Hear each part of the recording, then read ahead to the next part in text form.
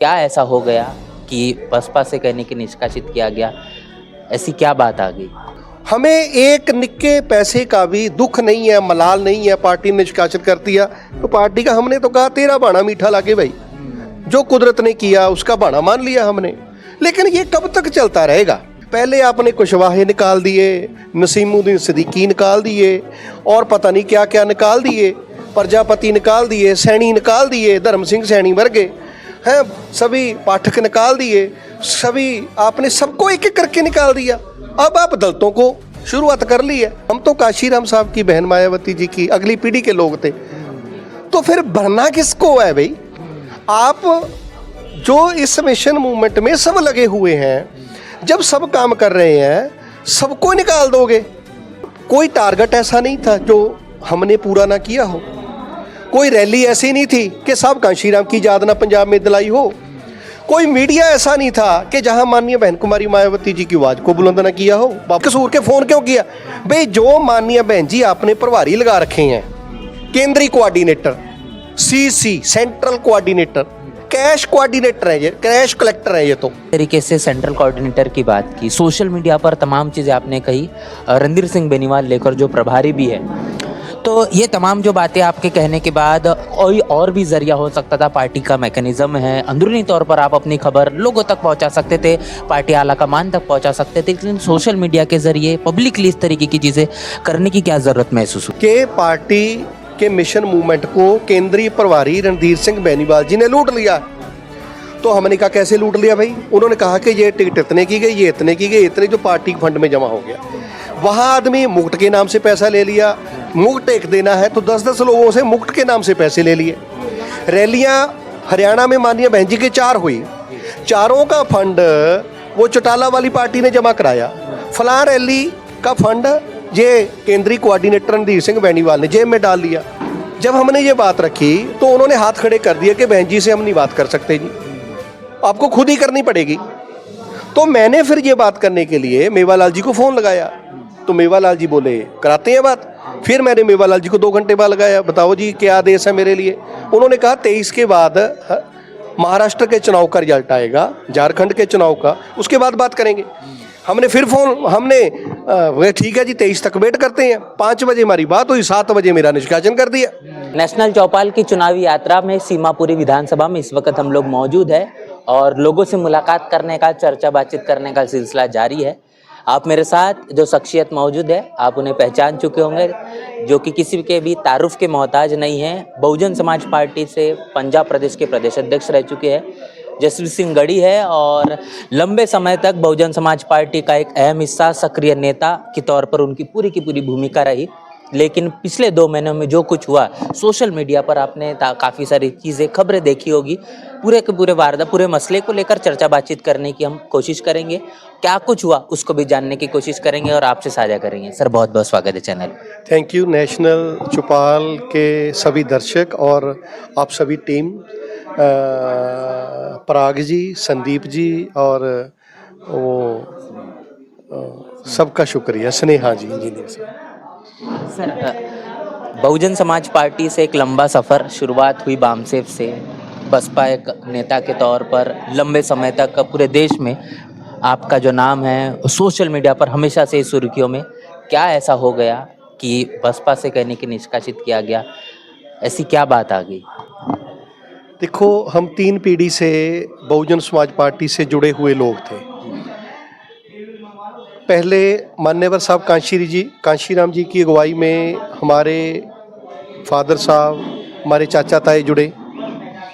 जब वो सारी फैमिली जुड़ गई आज से 25-35 साल पहले, 1980-85 के नज़दीक, क्योंकि जब हम 4-5 साल के थे तो हमारे घर में बाबा साहब अम्बेडकर की तस्वीर, वो जो पुरानी नीले कोट वाली और ऐसे संविधान पकड़ रखा, तो वो लगी होती थी, जिसके सर के ऊपर तथागत गौतम बुद्ध का छोटा सा तस्वीर होता था। और उसके बाद हमें पता चला, जब बात करते थे, जब मरे हुए, कि सबसे बाद में हमारे दादाजी जुड़े घर परिवार में, क्योंकि जो हमारे दादाजी वगैरह उस समय सब कांग्रेस से जुड़ा होते थे। तो हम तीसरी पीढ़ी थे इस पार्टी में, और तीसरी पीढ़ी में 2 पीढ़ियां हमारी वर्कर थी, हम भी वर्कर थे, और हम वर्कर के तहत काम करते थे और माननीय बहन कुमारी मायावती जी ने आशीर्वाद दिया। 5.5 साल पंजाब प्रदेश के अध्यक्ष रहे और जब से हम पार्टी में बरकरी कर रहे थे 2000 सन से, तो पार्टी पंजाब में जीरो पे थी, ना लोकसभा में भी जीरो, विधानसभा में भी जीरो, और अब तो पार्टी बिल्कुल डाउनफॉल पे थी जब हमको प्रेसिडेंट स्टेट का माननीय बहन जी ने लगाया। तो हमने पूरे पंजाब में देखो नौकरी भी छोड़ी, 18 साल 5 महीने की मेरी government job as a veterinarian, और 2037 तक जॉब करनी थी और मेरा ओल्ड पेंशन में मेरा नाम था क्योंकि 2001 में ज्वाइनिंग करी थी। तो 1.5-2 लाख की नौकरी छोड़नी और 50,000 60,000 की पेंशन छोड़नी। तो मुझे लगा कि दलित समाज, पछड़ा वर्ग, जो गरीब समाज है हमारा, इनको बाबा साहब अम्बेडकर चाहते थे सत्ता का भागीदार बनाया जाए, शासनकर्ता जमात बनाया जाए। तो मान्यवर काशीराम साहब के पीछे लग गए और शिद्दत से लगे, पागल होके लगे कि मैं गर्व से इस बात को कह सकता हूँ कि 95 के बाद कश्मीर से लेकर कन्याकुमारी तक किसी ने सरकारी नौकरी नहीं छोड़ी होगी 95 के बाद, और इस बात को भी 30 साल हो गए आज। तो 30 साल में अगर किसी ने नौकरी छोड़ी, सरकारी पेंशन सरकारी छोड़ी, ओल्ड पेंशन की, तो एक ही आदमी है पूरे इंडिया में, वो जसवीर सिंह गढ़ी है। तो इसका मतलब हम तो पागल होके लगे हुए थे, लेकिन और पागल होके लगे, पूरे पंजाब के लोगों को साथ में लिया और पंजाब की राजनीति दलितमयी कर दी। हर पार्टी दलित को दलित चीफ मिनिस्टर, दलित डिप्टी सीएम बनाने लग गई। और बहुजन समाज पार्टी जो 25 साल से जीरो चल रही थी, उसका खाता खोला, एक विधायक जीता, हमारे डिस्ट्रिक्ट से जीता। तो इसलिए हमने जो काम किया उस पे हमने जो काम करके जो पार्टी का मूवमेंट खड़ा किया, बेस खड़ा किया, हमें एक निक्के पैसे का भी दुख नहीं है, मलाल नहीं है। पार्टी ने निष्कासित कर दिया तो पार्टी का हमने तो कहा तेरा भाना मीठा लागे भाई, जो कुदरत ने किया उसका भाना मान लिया हमने। लेकिन ये कब तक चलता रहेगा? हम तो नींव की ईंट थे पार्टी में, इस मिशन आंदोलन हम नींव की ईंट थे। पहले आपने कुशवाहे निकाल दिए, नसीमुद्दीन सिद्दीकी निकाल दिए, और पता नहीं क्या क्या निकाल दिए, प्रजापति निकाल दिए, सैनी निकाल दिए, धर्म सिंह सैनी मर गए हैं, सभी पाठक निकाल दिए, सभी आपने सबको एक एक करके निकाल दिया। अब आप दलितों को शुरुआत कर ली है। अब दलितों में भी मुझे इस बात का गर्व है से मैं एक बात कह सकता हूँ कि माननीय जयप्रकाश जी उत्तर प्रदेश में निष्कासित किए गए, युवा नेता थे। उसके बाद अगर कोई देश में युवा चेहरा निकाला गया तो वो जसवीर सिंह गढ़ी है। हम तो काशीराम साहब की बहन मायावती जी की अगली पीढ़ी के लोग थे। तो फिर भरना किसको है भाई? आप जो इस मिशन मूवमेंट में सब लगे हुए हैं, जब सब काम कर रहे हैं, सबको निकाल दोगे तो फिर रखोगे किसको? तो मेरा तो माननीय बहन जी से निम्रता सहित ये सवाल है, मेरी तो कोई गलती भी नहीं थी। मेरी तो गलती इतनी थी कि मैंने लखनऊ दफ्तर फोन कर लिया। पिछले 5.5 साल में मेरी माननीय बहन जी से जितनी बार बुलाया मुलाकात हुई, पहले 3 महीनों में तो मेरी 14-15 बार मेरी मीटिंग हुई। पहले 3 महीने जो थे, पता नहीं बहन जी चेक किया करते थे ये आता जाता भी है कि नहीं, हम तो तुरंत पहुंच जाते थे, दिल्ली हो लखनऊ हो। और कोई टारगेट ऐसा नहीं था जो हमने पूरा ना किया हो। कोई रैली ऐसी नहीं थी कि साहब कांशीराम की याद ना पंजाब में दिलाई हो। कोई मीडिया ऐसा नहीं था कि जहां माननीय बहन कुमारी मायावती जी की आवाज को बुलंद ना किया हो, बाबा साहब अम्बेडकर के मिशन की बात ना की हो। हम तो एक मोहब्बत कर रहे थे, मोहब्बत थी हमारी तो पार्टी से। मोहब्बत जैसे लड़का लड़की मोहब्बत करते हैं ना, हमारी तो अपनी पार्टी से ऐसे मोहब्बत थी। तो पार्टी ने बेवफाई करी हमारे साथ। अब मेरे सामने जब पार्टी ने बेवफाई करी, एक ही कसूर के फोन क्यों किया भाई? जो माननीय बहन जी आपने प्रभारी लगा रखे हैं, केंद्रीय coordinator, CC central coordinator, cash coordinator है, ये कैश कलेक्टर है। ये कैश कलेक्टर जो लगा रखे हैं, इन्होंने पार्टी का सत्यानाश कर दिया पूरे देश में। एक सवाल यहाँ पर जोड़ना चाहूँगा कि आपने जिस तरीके से सेंट्रल कोऑर्डिनेटर की बात की, सोशल मीडिया पर तमाम चीज़ें आपने कही, रणधीर सिंह बेनीवाल लेकर जो प्रभारी भी है, तो ये तमाम जो बातें आपके कहने के बाद कोई और भी जरिया हो सकता था। पार्टी का मैकेनिज्म है, अंदरूनी तौर पर आप अपनी खबर लोगों तक पहुंचा सकते थे, पार्टी आला कमान तक पहुंचा सकते थे, लेकिन सोशल मीडिया के जरिए पब्लिकली इस तरीके की चीज़ें करने की क्या ज़रूरत महसूस हुई? देखो, ये बातें मैंने पब्लिकली नहीं करी। जब हरियाणा का चुनाव हुआ तो हरियाणा के चुनाव में बहुत सारे लोग हमें मिले कि पार्टी के मिशन मूवमेंट को केंद्रीय प्रभारी रणधीर सिंह बेनीवाल जी ने लूट लिया। तो हमने कहा कैसे लूट लिया भाई? उन्होंने कहा कि ये टिकट इतने की गई, ये इतने की गई, इतने जो पार्टी फंड में जमा हो गया। वहाँ आदमी मुफ्त के नाम से पैसा ले लिया, मुफ्त एक देना है तो 10-10 लोगों से मुफ्त के नाम से पैसे ले लिए। रैलियाँ हरियाणा में माननीय बहन जी के 4 हुई, चारों का फंड वो चौटाला वाली पार्टी ने जमा कराया। फलां रैली का फंड ये केंद्रीय कोऑर्डिनेटर रणधीर सिंह बेनीवाल ने जेब में डाल लिया। वहाँ भी बहन जी आए तो भाई अच्छा, तो लोगों से टेंट के नाम पे पैसा, साउंड के नाम पे पैसा, तो गढ़ी साहब ये तो लुट गई पार्टी। मैंने कहा जी तो मैं क्या कर सकता हूँ? बोले आपके कारण लूटी। मैंने कहा मेरे कारण कैसे लूटी? बोले आप भी 2022 में चुनाव लड़ा, आप ये भी प्रभारी वहीं था रणधीर सिंह बेनीवाल पंजाब में, तो पंजाब से इसने लूटपाट शुरू करी। मैंने कहा क्या सबूत है? तो उन्होंने मुझे 2021, 2022, 2023 इन 3 सालों की जमीन खरीद की रजिस्ट्रियां लगा कर लेकर दी, 3 गाड़ियों की आरसी ला कर दी और 1 बड़ा शोरूम, 2 बड़ी कोठियों की आरसी ला कर दी। तो वो 10 करोड़ का बनता था। तो बोले गढ़ी साहब 2020 में इसके पास कोई प्रॉपर्टी नहीं, रणधीर सिंह बेनीवाल के पास पिछले 25 साल में कोई प्रॉपर्टी नहीं। अगर ये प्रॉपर्टी का मालिक होता तो 2007 में खरीदता, हमारी सरकार थी, 8 में खरीदता, 9 में खरीदता, 10 में खरीदता, 11 में खरीदता, लेकिन ये खरीद तो कर रहा 2021 में। जब बहन जी का फंड चल रहा तो मार्च में पहली इसने रजिस्ट्री कराई। फिर हमारा गठबंधन हो गया, टिकटें पूरे समाज को जब 20 टिकटें बांटी गई तो टिकटों के फंड से कि बहन जी का पैसा, पार्टी का पैसा रणधीर सिंह बेनीवाल ने पूरा पार्टी ऑफिस नहीं पहुंचाया। तो ये बात हमने नेशनल कोऑर्डिनेटर जो पार्टी के हैं उनसे रखी। फिर उसके बाद हमने जो पार्टी के अलग अलग स्टेटों में प्रभारी लगा रखे उनके पास भी रखी। उसमें जब हमने ये बात रखी तो उन्होंने हाथ खड़े कर दिए कि बहन जी से हम नहीं बात कर सकते जी, आपको खुद ही करनी पड़ेगी। तो मैंने फिर ये बात करने के लिए मेवालाल जी को फोन लगाया, तो मेवालाल जी बोले कराते हैं बात। फिर मैंने मेवालाल जी को 2 घंटे बाद लगाया, बताओ जी क्या आदेश है मेरे लिए। उन्होंने कहा 23 के बाद महाराष्ट्र के चुनाव का रिजल्ट आएगा, झारखंड के चुनाव का, उसके बाद बात करेंगे। हमने फिर वे ठीक है जी 23 तक वेट करते हैं। 5 बजे हमारी बात हुई, 7 बजे मेरा निष्कासन कर दिया। भाई अगर हम प्रभारी ने जो चोर बाजारी करी, अगर उसकी बात हम बहन जी से ही नहीं कर सकते, बहन जी से नहीं कर सकते तो किससे करें? हमारे पास तो प्रूफ थे, रजिस्ट्रियां थी। जो फर्द निकलती है वो तो रेवेन्यू रिकॉर्ड उत्तर प्रदेश, अगर रेवेन्यू रिकॉर्ड है हमारे पास, लूटपाट हुई है, अगर माननीय बहन जी ये नहीं सुन सकती तो माननीय बहन जी का भतीजा जी सुन लेते, श्री काशनंद जी। भतीजा नहीं सुन सकता तो भाई सुन लेता, नंद कुमार जी। भाई नहीं सुन सकते थे तो उनके समधी सुन लेते, अशोक सिद्धार्थ जी।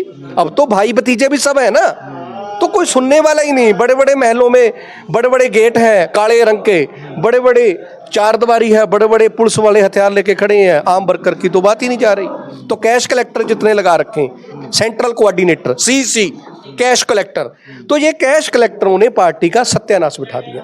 रणधीर सिंह बेनीवाल जो प्रभारी है जिनका आप आरोप लगा रहे हैं, उन्होंने भी ये बात उनके जरिए कही गई थी कि आपके जरिए पंजाब प्रदेश के प्रदेश अध्यक्ष होने के नाते जो पंजाब में उपचुनाव हुए वो आपने नहीं लड़ा है और उसके मद्देनजर रखते हुए आपका निष्कासन किया गया है। ये कितनी सत्यता लगती है इस बात? उपचुनाव लड़ाने के लिए 4 सीटों का उपचुनाव था, 1 टिकट चब्बेवाल की, उस पर लड़ने के लिए वर्करों ने हमसे पहुंच करी। तो उसमें ठेकेदार जिंदर जो चुनाव लड़ना चाहता था और जो लड़ाना चाहता था वो जिले का अध्यक्ष दलजीत राय जी और स्टेट का जनरल सेक्रेटरी गुलाल सैला जी, ये तीनों लोग मेरे पास आए और इनको हमने ये कहा कि आप टिकट सहारनपुर में है रणधीर सिंह बेनीवाल के घर, कैश कलेक्टर के पास, केंद्रीय प्रभारी सीसी, उसके घर से ले आओ।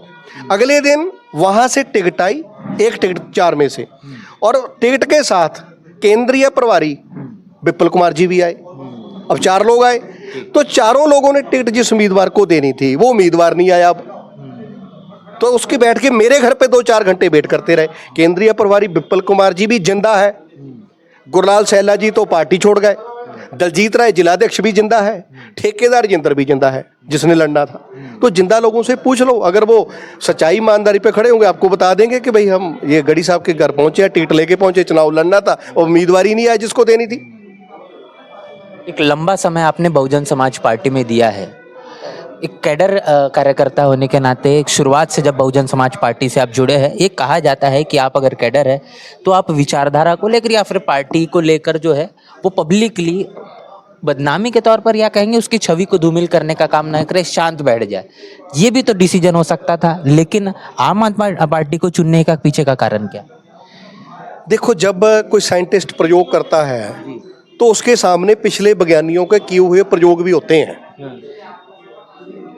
तो जितने लोग पंजाब में पार्टी से निकाले, 2003 से मैं देख रहा, 2003 में 5 लोगों को निकाला था माननीय बहन जी ने।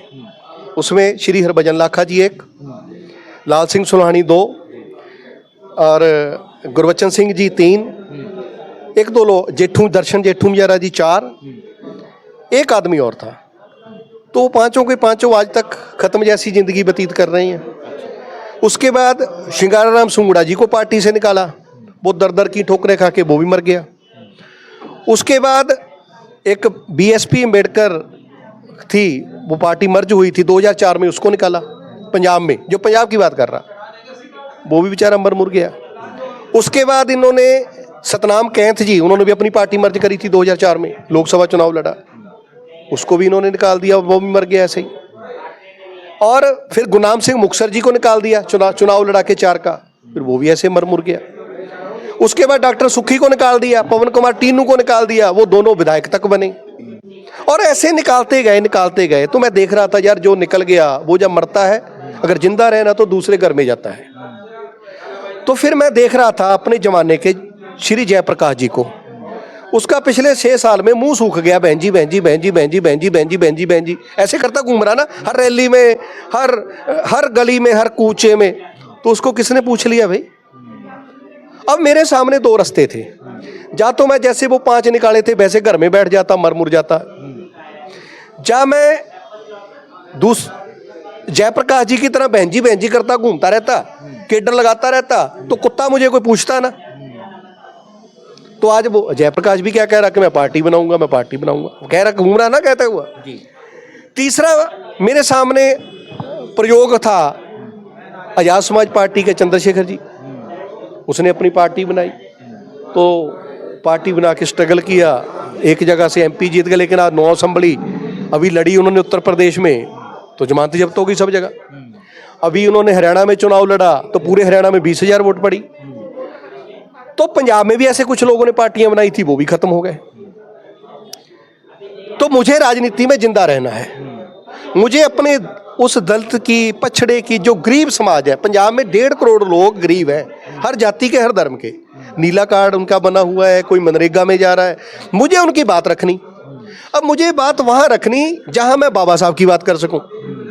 अब बाबा साहब की बात करने वाली मुझे पार्टी, मेरे सामने बीजेपी ऑप्शन थी, मेरे सामने ऑप्शन थी श्रोमणी अकाली दल पंजाब में, मेरे सामने ऑप्शन थी कांग्रेस, मेरे सामने ऑप्शन थी आम आदमी पार्टी। तो मैंने आम आदमी पार्टी, जो हर घर में, हर दर पे बाबा साहब अम्बेडकर की फोटो लगा रही है, हर दफ्तर में फोटो लगा रही है, मुझे लगा कि अगर ये फोटो लगा रहे हैं तो विचार हम लेके जाएंगे, कैडर हम लेके जाएंगे, लोगों को बाबा साहब से हम जोड़ेंगे। तो हमने इस आधार पे आम आदमी पार्टी का चुनाव किया कि हमारी जिंदगी का पहला और आखिरी लक्ष्य बाबा साहब अम्बेडकर है, बाबा साहब अम्बेडकर की विचारधारा है। 10 गुरु साहिबान जिन्होंने कहा था मानस की जाति सब है के पहचान, वो जिन्होंने कहा था कि सबको बराबर के हक अधिकार मिलने चाहिए, तो उनकी विचारधारा लेके जाना मेरा टारगेट है। वो आम आदमी पार्टी मेरे लिए एक साधन है उन विचारों को जन जन तक ले जाने के लिए।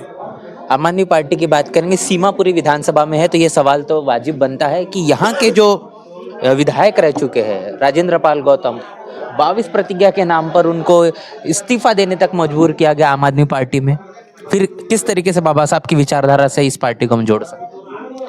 देखो, बाबा साहब अम्बेडकर की विचारधारा, जब उन्होंने भारत का संविधान 26 जनवरी 1950 इंप्लीमेंट हुआ, तो वहाँ उनकी स्पीच है कि हम पॉलिटिकल तौर पे बराबर हो गए हैं, 1 मैन 1 वोट 1 वैल्यू, पर हम सामाजिक और आर्थिक तौर पे बराबर नहीं हुए हैं। आज भी हम सामाजिक और आर्थिक तौर पे बराबर नहीं हैं, सामाजिक और आर्थिक तौर पे बराबर नहीं है। बाबा साहब अम्बेडकर ने कहा था कांग्रेस के जलता हुआ घर है, इसके आधे आने के मेंबर मत बनना, आधे आने के मेंबर मत बनना। तो किसी एक विशेष आदमी का नाम लेकर अगर आप सवाल करो कि वो फलां आदमी मिशन फैला रहा, तो उनका मिशन अलग हो सकता है। मेरा मिशन मान्यवर साहब कांशीराम का दिया हुआ मिशन है सामाजिक परिवर्तन और आर्थिक मुक्ति। मुझे इन दो एजेंडों पे काम करना, सामाजिक परिवर्तन और आर्थिक मुक्ति। अगर कोई आदमी सामाजिक तौर पे बराबर हो जाए, आर्थिक तौर पे बराबर हो जाए, तो वो भाई प्रतिज्ञा करे ना करे, मुझे इस बात से वो मेरे एजेंडे में आज के दिन नहीं है। आज के दिन, क्योंकि आज के दिन मेरा वही एजेंडा है जो मान्यवर साहब कांशीराम का था, सामाजिक परिवर्तन, सोशल चेंज। जब इनको बराबरता मिल जाए, इनके आर्थिक तौर पे ये मजबूत हो जाएं, तो ये जो बोलेंगे सब ठीक है। अगर ये सामाजिक तौर पे गिराए हुए हैं, आर्थिक तौर पे, तो ये कुछ भी बोलते रहें तो कुछ भी सही नहीं माना जाएगा समाज में। आज कोई टाटा अंबानी बात बोले तो उसकी लोग मानते हैं। वह क्यों मानते हैं? क्योंकि वो सामाजिक और आर्थिक तौर पे अपलिफ्ट है। और इन्होंने 22 प्रतिज्ञा बोल ली, तो क्योंकि सामाजिक और आर्थिक तौर पे समाज डेवलप नहीं है, तो खत्म हो गई बात। इसी साथ साथ ये भी चीज़ समझने की आवश्यकता है कि अब जो पूरा चुनावी माहौल है, इस चुनाव माहौल के बीच बहुजन समाज पार्टी के जरिए आपने कहा कि नेक्स्ट जनरेशन, अगली पीढ़ी के तौर पर बहुजन समाज पार्टी के जो दारोमदार है वो आकाश आनंद के कांधों पर है। किस तरीके से देखते हैं? अब लगातार समय के मुताबिक जो नेतृत्व उनके पास जाता हुआ दिखाई दे रहा है। अब तो बहन जी ने ये भी कह दिया कि पूरे देश की जिम्मेदारी हम उनको देने वाले हैं, और दे दी गई है। आकाश आनंद जी, जिनके पास हरियाणा के लोगों ने, देश भर के लोगों ने cash collector, central coordinator Randhir Singh Beniwal के वो रख दिए कि ये चोर है जी, इसने लूट लिया हरियाणा पंजाब, इसने फैसला गलत करवा दिया। तो जो हमारे नेशनल कोऑर्डिनेटर श्री काशानंद जी हैं, अगर वो इस मुद्दे पर डिसीजन नहीं ले सके 3 महीने में, इस मुद्दे पे डिसीजन नहीं ले सके 3 महीने में, तो पार्टी का क्या डिसीजन लेंगे? मुझे तो इतना पता है, तो वो कुछ नहीं कर पाएंगे। पिछले 10 वर्षों से लगातार आम आदमी पार्टी सत्ता में है, लेकिन वास्तविकता जब मैंने ग्राउंड रिपोर्टिंग की यहाँ पर देखी, जिस हालात को लेकर लोग जी रहे हैं, जानवरों से भी बदतर जिंदगी है, तमाम तस्वीरें सोशल मीडिया पर वायरल है, बड़े बड़े वादे किए गए, क्या कारण है अब तक वो चीज़ें पूरी नहीं हो पाई? देखो, दिल्ली का और पंजाब का दोनों जगह पे गवर्नमेंट है जी।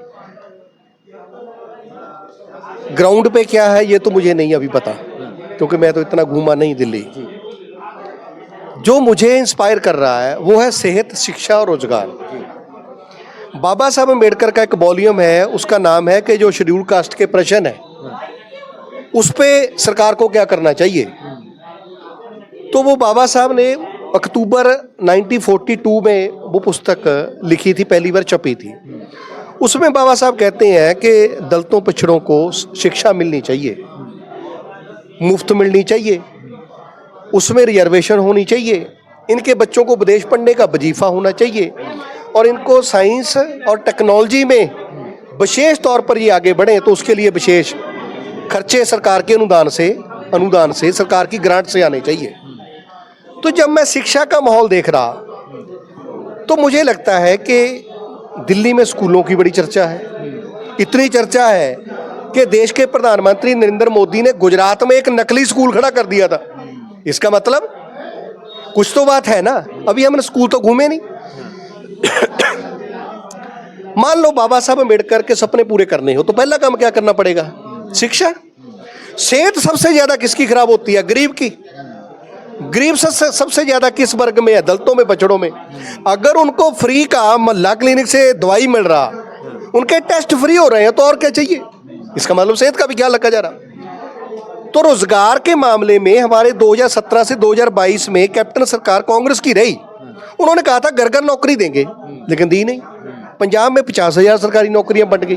कुछ चीजें हैं जो मुझे ऐसा लग रही हैं कि जिनके आधार पर हमें इस देश के गरीब का काम कराना। अब गरीब हर जाति में है, जो गरीब है वही दलित है। तो उस गरीब को सेहत, शिक्षा, रोजगार, इन 3 चीजों पे हम उनको आगे बढ़ाएं। और चौथी बात है रिप्रेजेंटेशन, प्रतिनिधित्व शासन में चाहिए, प्रशासन में चाहिए। प्रशासन में तो रिजर्वेशन है, वो रूल नहीं तोड़ सकते। शासन में रिजर्वेशन नहीं है, कैबिनेट रैंक है, राज्यसभा की आप बात कर रहे थे। तो ये दो चीजें हैं जो बाबा साहब अम्बेडकर ने उसी खंड में लिखी जो मैं 1942 का बात कर रहा, अनुसूचित जातियों के प्रश्न, ऐसा कुछ उसका नाम है। तो उसमें बाबा साहब ने कहा कि इनको शासन प्रशासन में भी रिप्रेजेंटेशन दो। अब शासन की रिप्रेजेंटेशन में पंजाब की बात कर सकता हूं कि 15 में से 6 कैबिनेट रैंक मंत्री हैं, 6 कैबिनेट रैंक मंत्री, और दिल्ली का मुझे पता नहीं। अब बचा राज्यसभा। तो आने वाले समय में हम इनको कन्विंस करेंगे इस बात को लेकर कि इसमें भी बनती हुई प्रतिनिधित्व हर वर्ग को मिलनी चाहिए। तमाम चीज़ें हम लगातार समझ रहे हैं और पूरी की पूरी बातचीत हम इस मुद्दे को ही लेकर कर रहे हैं कि कैसे आम आदमी पार्टी फिर एक बार सत्ता में आने की जो लगातार कोशिश में लगी हुई है। 3 तारीख को जो चुनाव प्रचार है वो बंद हो जाएगा, 5 तारीख को वोटिंग होगी और 8 तारीख को परिणाम आएंगे। सर, आखिर में क्या कहना चाहेंगे, अब क्या आगे भविष्य होगा, किस तरीके से आम आदमी पार्टी के जरिए आप अपने काम को, अपने तमाम जो राजनीतिक हलचल को आगे बढ़ाएंगे? देखो, मेरे दिमाग में अभी भी एक ही बात घूम रही है, कैडर कैडर कैडर, क्योंकि बेसिकली कैडर का आदमी था। ये तो गुस्से और दुख में हमने ये फैसला लिया है, लेकिन अभी भी दिमाग में वो घूम रहा कि वो कैसे लेके जाना। अभी पंजाब में एक रिसेंट घटना हुई, एक दलित सिख ने बाबा साहब अम्बेडकर की स्टैचू पे हथौड़ी से वार किया, तोड़ने की कोशिश करी, और जो संविधान की वहाँ प्रतिमा बन रखी थी उस पर पेट्रोल डाल के, डीजल डाल के आग लगा के जलाने की कोशिश करी। सवाल ये नहीं है कि उसको सजा मिली नहीं मिली, क्या मिली। सवाल ये है कि साहब कांशी राम के जाने के मात्र 22 वर्षों के बाद दलित ही संविधान को जलाने की कोशिश कर रहा, दलित ही बाबा साहब अम्बेडकर के सर पे हथौड़ी ठोक रहा। ये बड़ी चिंता का विषय। इसका मतलब ये है कि साहब कांशी राम 2006 में मृत्यु हो गई, 2003 में उनका फिजिकली वो खत्म हो गए थे ब्रेन स्ट्रोक के कारण। तो पिछले 20 सालों में जो जनरेशन पैदा हुई देश में जो उनको इस देश के दलित पछड़ा बहुजन विचारधारा का कोई प्रचार प्रसार होने के ना कारण ये दिन देखना पड़ गया हमारे जीते जी। जब साहब कांशीराम की उत्तराधिकारी जिंदा वो मूर्ति पे हथौड़े पड़ गए, तो इसका मतलब क्या है कि अगले उत्तराधिकारी के समय में मूर्तियां तोड़ दी जाएंगी। तो ये बड़ी चिंता का विषय है। तो मैं बैठा आज मैं ये सोच रहा कि जो दलित क्रिश्चियन बन गया, वो पहले घर से गुरु रविदास, गुरु गोविंद सिंह, बाबा साहब अम्बेडकर की तस्वीर बाहर निकाल देता है। जो मोहम्मडन बन गया वो भी वो तस्वीरें बाहर निकाल देता है। अब सिख में भी शुरू हो गया, तो बचा कौन भाई? दलित तो जा क्रिश्चियन है, जा मुसलमान है, जा सिख है। तो ये बड़ी चिंता का विषय है। इस चिंता को ख़त्म करने के लिए मेरे पिछले 10 रोज से मेरा दिन रात मेरे एक ही विचार जो चल रहा है, उसके लिए मैं अभी बाबा साहब अम्बेडकर जो मैंने 15 साल पहले पढ़ा था उसको मैं रीस्टडी कर रहा हूँ। पिछले 2-3 महीने से मैं लगातार रीस्टडी कर रहा हूँ। बहुत सारी नई बातें निकली हैं, आने वाले समय में समाज को हम बताएंगे। और मेरी पूरे बहुजन समाज के लोगों से ये विनती है, दलित पछड़ा वर्ग के लोगों से अपील है कि क्या ये दिन हमारे जिंदा होते हुए आ जाए कि एक दलित ही बाबा साहब अम्बेडकर के स्टैचू पे हमला कर रहा, तो हमें उस विचारधारा को प्रचंड करने के लिए हमें कोई प्रोग्राम बनाना चाहिए। वो प्रोग्राम कैडर का विस्तार ही है, बाबा साहब का जीवन लोगों तक लेके जाना, फूले शाहू अम्बेडकर गुरुओं का आंदोलन लोगों तक लेके जाना, ये कैडर से जाएगा। और कैडर लगाने के लिए मैं टीम बनाऊं, कैसी बनाऊं? मैं चाहता हूं कि सब लोग अपना अपना कमेंट आपके कमेंट में लिख के भेजें, जो आपका नेशनल चौपाल पे इंटरव्यू उस कमेंट में लिख के भेजें। और मेरा नंबर है, वो भी आप, मेरा रिक्वेस्ट है वो पब्लिश कर देना, उस पर भी लोग मेरे साथ मुझे कुछ रोशनी दें, रोशनी दिखाएं कि इस काम को हम कैसे आगे बढ़ा सकते हैं और आप क्या साथ दोगे। मेरे मोबाइल पे भी आप संपर्क कर सकते हो 9478670587 पे, व्हाट्सएप पे आप मैसेज भेजिए, मेरी बैक कॉल आ जाएगी। Thank you. जय भीम, जय भारत। तमाम जो चर्चा और बातचीत आपने सुनी है, किस तरीके से पूरा का पूरा जीवन सफ़र इस पूरे के पूरे इंटरव्यू में बताने की कोशिश अब तक जसवीर सिंगड़ी जी इनके माध्यम से हुआ है। चर्चा बातचीत को लेकर आपकी राय, आपकी प्रतिक्रिया कमेंट बॉक्स में जरूर साझा करें। मिलते हैं नए वीडियो में, तब तक के लिए जय भीम, जय भारत।